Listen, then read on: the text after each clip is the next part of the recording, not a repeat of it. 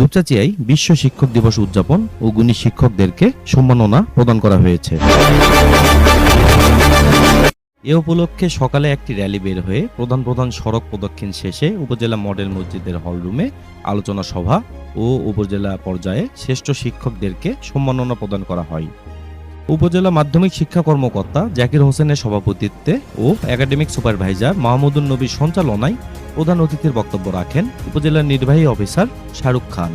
বিশেষ অতিথিদের মধ্যে বক্তব্য রাখেন সহকারী অধ্যাপক খলিলুর রহমান, অধ্যক্ষ ইউসুফ আলী, সহকারী শিক্ষা কর্মকর্তা সাজুদুল ইসলাম সহ আরও অনেকে। পরে বিভিন্ন স্তরে 6 জন শ্রেষ্ঠ শিক্ষককে সম্মাননা প্রদান করা হয়। ইয়বতদায়ী পর্যায়ে তৈয়দুর রহমান, প্রাথমিক পর্যায়ে নূরে আলম সিদ্দিকী, দাখিল পর্যায়ে আব্দুল মজিদ, মাধ্যমিক পর্যায়ে আনিসুল ইসলাম, আলিম ফাজিল পর্যায়ে আব্দুল সালাম এবং কলেজ পর্যায়ে সহকারী অধ্যাপক জহুরুল ইসলামকে সম্মাননা ক্রেস্ট প্রদান করা হয়।